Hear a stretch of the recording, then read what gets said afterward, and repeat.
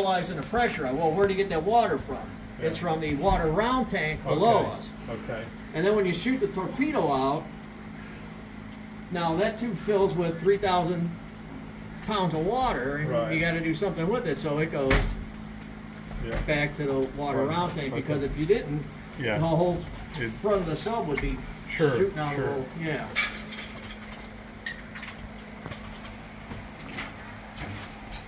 Oh, okay. So it's got grease fittings on it. I see. It's a lot of bronze. Yeah, it is. All over. And then this, the gyro angle, that comes from the torpedo computer upstairs. Upstairs. In the conning tower. So when they And that was automatically somehow programmed into the torpedoes? yeah, you'd have to come here and you can look in, and you see there's a couple of hanging down. Okay, and that would, I guess, feed into it somehow, and that would automatically program that in. Yes, they're firing upstairs. But when they fire upstairs, there's also somebody standing here hitting the fire button here also, Right. just in case it didn't work upstairs. Now, when you're putting all the data in, you can't leave those, you got to retract them so that, obviously the torpedo's going to snap all that stuff off. But it actually automatically sent the information from the torpedo computer, Right. the TDC. I think that's what they called it. Is that right? TDC. Yeah, it would automatically send the information down and to get the gyro angles and stuff for the torpedo based off the information in their computer. It's an analog computer. Okay. It's not a computer like we think of today. It's all gears and dials and stuff like that to calculate how to send that torpedo out. And they just had it running a couple of weeks ago. Oh, really? Yeah, Oh, that's because cool. it works. Cool, that's awesome. Yeah, the restoration effort was incredibly long and arduous. I can only imagine. It took a shot glass of bleach, some Q-tips, and about an equal amount of non-detergent 5-weight motor oil. But that's because it was laid up in great condition. Yeah. Sam Dealey, hit him harder, destroyer killer. Right. He died basically saving another boat. That's it. Yep. And also, his family is part of the. Are you aware that they're part of the Kennedy assassination? No. I mean, not Yeah. involved in the cause, but where did it occur? In Dallas. Yeah. Where in Dallas? Well, on the grassy knoll. Where is the grassy knoll? Is part of what? I don't even remember. Dealey Plaza. Dealey Plaza, really? Now, not him. I thought perhaps it might have been named in the honor of a local boy who gave his life in the war. No, his uncle was a really big real estate tycoon. Okay. So the Dealey family. But yeah. How about that? Small I didn't know world. that. I did not know that. Well, we got people that don't even believe the world is a sphere, so. No, I believe it's a sphere. I didn't say that. I just saw on the internet was if the world is flat, then the cats would be knocking stuff off the edge. That's right. On one of these, what's the name of that? DJI audio system. DJI audio, a little, and I bought this Sony little digital video camera thing. You are not allowed to get hurt. You're too valuable. Anyway, and it has what they call a smart microphone system. Yeah. Like, if I'm videoing you, Yeah. and so it's the center camera and then microphone. If he starts talking, all modern submarines, the ribbing is inside the pressure hull, but it might also be because I want they that have toilet. signals. You know what? You probably don't have Chuck, are you Chuck Moulton? You probably don't. No. Couldn't figure out how to use it. No, he could, because he's Oh, going the to cool watch. levers! Look at this. it has instructions right It here. has instructions. You need and, it. And You we need did a program on how to Yeah, do. These are two arms that lower the spherical keel sonar heads. Okay. Okay, Port and starboard. One is a wide angle. One is a narrow angle. that's the other one. Yeah. And this is this radio or is this No, sonar? this is sonar Sonar. amplification, sonar Okay. and hydrophone Okay. capability here in case you lost the conning tower. Okay. But the main sonar system. That's is what in I the was conning thinking is tower. up in the conning tower. So this is kind of an emergency backup. Yeah. Okay. And he's listening to the hyper. That is neat. You can put your toothpaste or comb or Oh yeah. You know. It's all stainless steel and brass. And a sink. And a sink. Wow. With no drain. Yeah. The drain's in there. So when you flip it back up, it dumps it. It dumps it, yeah. Well, I'll be. Yeah. This is actually pointing in the wrong direction. It should be pointing that way. Because if you're back here, Uh-huh. I'm looking here. Oh yeah, you got to be able to see it. That, yeah. Not the guy sitting on the throne. No. All the photos are of COD crew Okay. members. All right. And what I'm looking at here It's right there. is the compass too.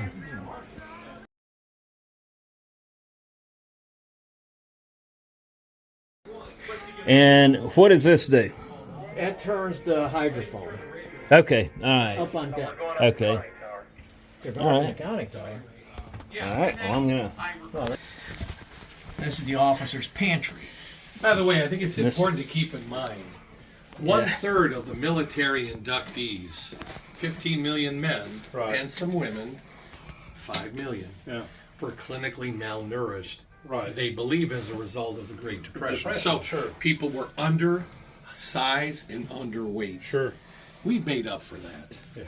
Below us is the forward battery well, let's say. Uh huh. No, it's called the battery well. Is it? Yeah. So it pretty much go from. And that's what you're standing on. Well, the no, hatch? no. This is just That's a sanitary tank. yeah. We've Okay. opened all. We've inspected those. We last- inspected all the tanks last year. Uh huh. So, and the fun part with one like this, Yeah. it flips down, right? Uh-huh. But can you tell me which direction it flips? No. No. Uh-huh. I don't know. Until we got that. Okay. And we put a rope on here to pull it back up, but I don't know if it flips that way, if it flips this way. Yeah. I see what you're saying. Yeah. What's that we that? tore That's up. one of our captains. He's sitting And right Okay. polished. When we get the linoleum down, we'll reinstall that. We're about half. Well, we're about a. Well, I remember I round up. So the cabinet's behind me. That's where these guys are standing.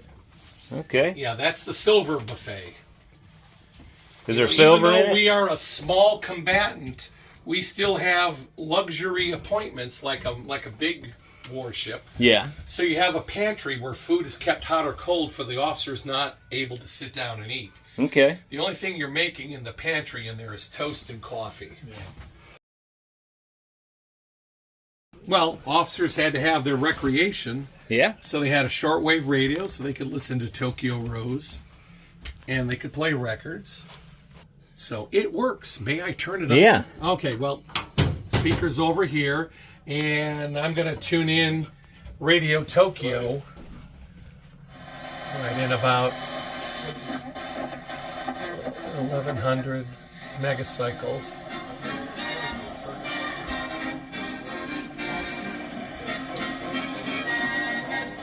That's interesting. 8,000 miles away, Radio Tokyo's playing swing music.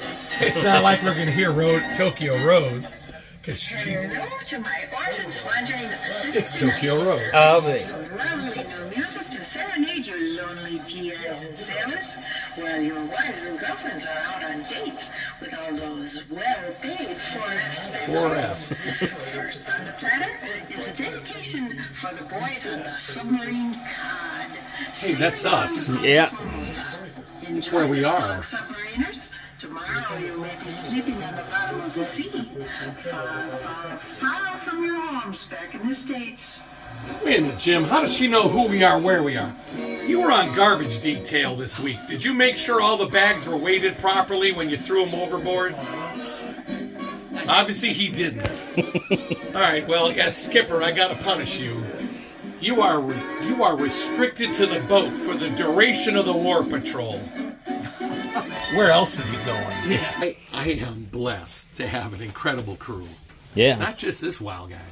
Yeah. I mean, we got a whole bunch of nutcases that just love this boat, and God bless them for it. Officers, they were treated like the upper class. They had stewards making the beds, serving the food.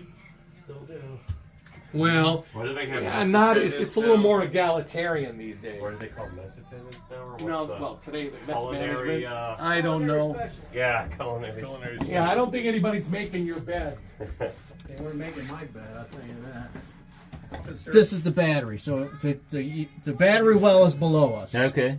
To check them, you got to go down that hatch, and the batteries are in against the bulkhead. They're like, it comes like this. So they're going Okay. The captain's quarters. This is? Yeah. Yes. That's the most roomiest privacy on the whole boat right there. If you look by the pillow, you could go in there. He has a phone, and that's where the ringer is. That's the one I had to rewire because Yeah. I yanked it out of the wall. That's our third wartime skipper. That's Edward Westbrook in his pajamas. Do you know what year that would have been? Yes, 1945. That would have been on COD's 7th War Patrol.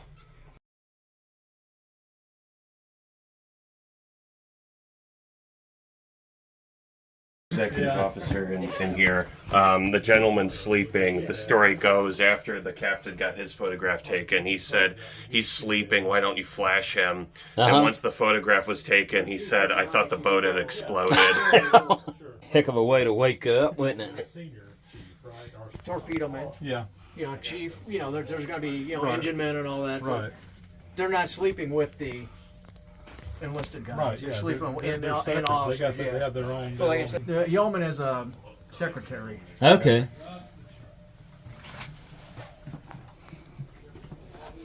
Wow. Yeah. And picture it if you had the door closed. Oh, I know. It, That is every bit 3 feet from here to here, just at the longest point. this is your dial for your phones. It goes to all the different compartments. Switchboard. It's for the battery cells. Oh, that's the batteries. So you can test the batteries from here. So, That's what that's for. yeah. And this thing, Just let us know when you want to come up. I see. Yeah. You would just plug that in, and I'm sorry, I forgot where my camera was. So you take this, and you just go testing the batteries and watching the voltmeter as you go around. So you're able to do all that from right Right here. there, yeah. That is handy. Or whatever. We had to replace the valves. Yeah, but we had to replace the valves, but we always make sure we put the handles, the old original handles back. But we had the barrel, but the guts we got from another sub that had spares. They never screwed with the Sperry backup, thank God. But we had to get the main power panel. It's not hooked up, but you know what point is that? Well, you know, I can wire it for you. I was on USS Iowa. I saw how they did it. Okay. Don't do that either. No, that's the auxiliary gyro. Okay. Now, is this the pathothermal? Yes, it is. No, you're studying this. How about that? Yeah. And you know how to pronounce it. Our later patrols are in the South China Sea where the water is isothermic. It's all basically the same temperature. Right. But you often would encounter 200 feet down a 6-degree gradient. You know, 6 degrees colder, suddenly colder, or maybe warmer. Right. Mostly colder. And you wanted to get under that or Right. in that because sonar waves from a surface ship are going to bounce off the interface, not off your hull. Right. And your noise tends to stay in the layer. Big secret stuff in World War II, now common knowledge. 35-foot tube, Okay. push-pull. Yep. They are in finely machined grooves, and they're lubricated with whale oil. Right. They haven't been lubed in 70 years. Now, the Cole Morgan field engineer, when he was here in 1993, he's still with us, thank God, he said, "You have the only functioning periscopes in the Memorial Fleet." Yeah, you know what? Our forward tubes were pointing out they are going to have to, after their hand, make that turn. They are going to be departing at that angle to go back Yeah. and arrive. At those- And our stern is going to depart here and arrive roughly. So that might actually be. Y'all just correct. now figuring that out? I saw that. I knew right away. Yeah, you glad. just keep on talking. We might need to keep him. This is the TDC Mark IV. We fight most of World War II with the Torpedo Data Computer Mark III, which is the position keeper cabinet and the angle solver cabinet together. But you, the crew, had to input the radar bearing, optical bearing. In other words, where's the direction pointing for the target from the periscopes or the TBT, the radar, the sound bearing from the sonar. You had to manually input that. But what do we know about humans in the loop? It's a big opportunity for problems. Right. So later in the war, we improved it to the Mark IV. We spread the cabinets apart and put this receiver section in, which automatically input bearing data right into the computer. So here on the Periscope, you'll see a little black ball. Evan, show them the pickle. Where's the? There it is. Right the pickle. Yeah. That's called the pickle. So your approach officer, captain's going to say mark bearing, and he's going to push the button on the pickle, and it's going to say to the TDC, "This is the angle I'm pointing at for the target." So you don't have to manually. Normally, you'd have to read the thing here. Off there, and again, it's an opportunity for screw ups. Sure. 4 tubes aft, 6 tubes forward. We're going to fire one torpedo at a time, but this tells you the status of the spindles. There are mechanical rods or male things that go into female things in the torpedo. Now, this is a family show, so we don't want to get any further into that. But they will program the gyro angle right up to the moment you're ready to fire. So you want to withdraw the spindles. You don't want to shear them off. So when the torpedo is ready to fire, say number 2, we're going to stand by to fire. Spindles engage. This light is on, which means the torpedo is receiving data from the TDC. When the pointers are matched, this goes out, this comes on, and this tells me we're ready to fire. So the captain will then say, commence firing, fire 2. Roger, fire 2 electrically. And he'll say, stand by 3. 3's ready to fire. Fire 3. Fire 3 electrically.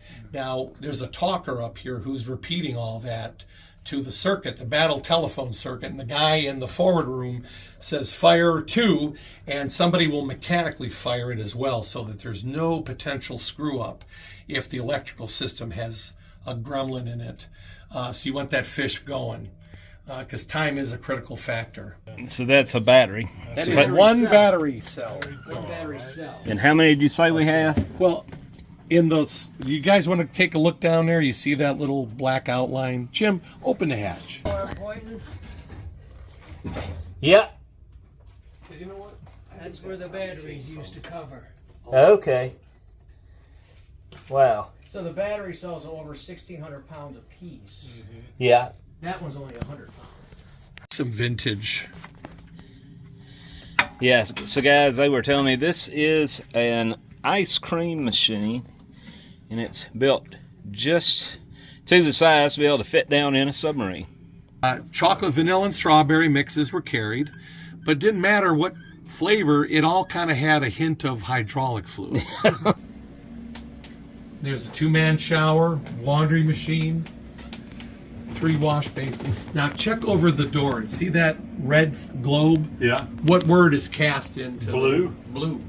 Early in the war, when all the fixtures are made, the Navy thinks blue light dilates your pupil. And so they said, okay, we now know it's red. So where you see the word blue, put a red globe and we are good to go. There you go. We have an air induction system large enough to permit all 5 of our diesel generators to operate simultaneously. We have 4 mains between the 2 rooms. The after room has a 5th diesel auxiliary. Now, without a snorkel, we have the standard main air induction. We can operate all 5 of our diesels. The air is drawn in for the 2 engines in here through this hatch, if you will, air induction hatch. Now, when these engines are running, there is one hell of a breeze going into the air intakes. In fact, the laundry would have been kind of being pulled toward it. Right. So that's why you dry your laundry here. Who's the manufacturer? GM, Cleveland Diesel, right here in Cleveland.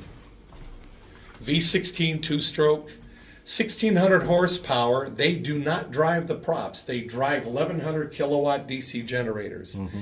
The electrical power is fed to 4 electric motors, 2 each for our 2 propellers. So let them run at 750 RPM, make electricity, feed that to the motors.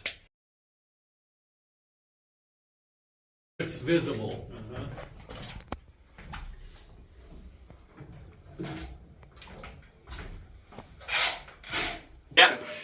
grab this knob, pull it this way twice. Ready? But wait.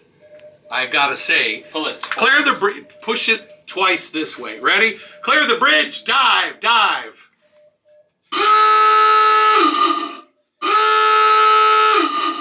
Very good.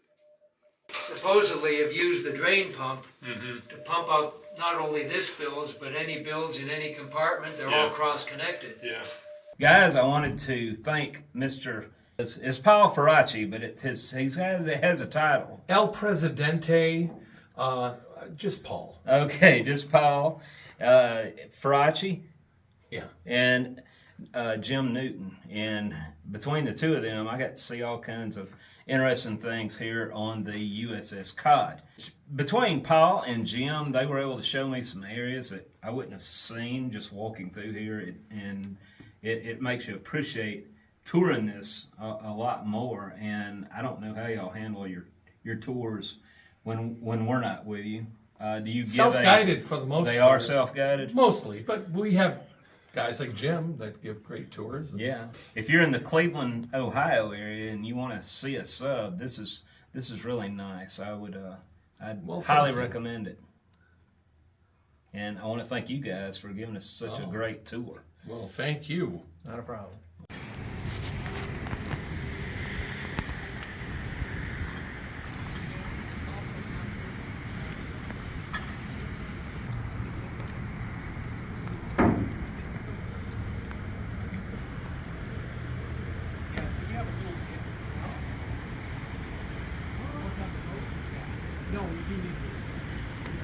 You have a little problem. If you ever got to Pearl Harbor, the submarine process. Now they have a gun. I'm going right here. It doesn't turn. It's locked up at 12 degrees and 7 degrees off center line.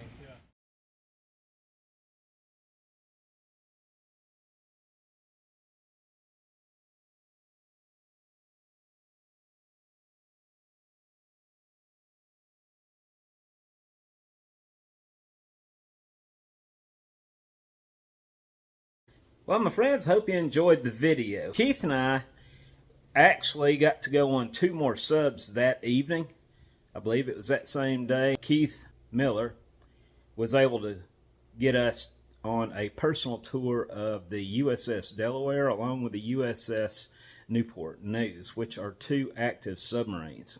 It was quite a bit different from the USS.COD, which we thoroughly enjoyed.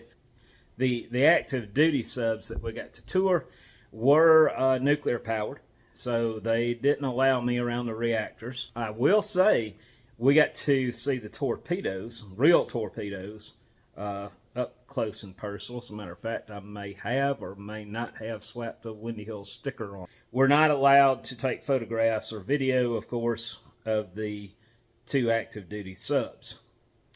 But I did get some neat souvenirs while we were over there. Let me show you. As we got off the submarine, I was looking around. Keith and the other guys had already gotten ahead of me, and they were looking at that big cannon they had mounted on the deck, talking about it.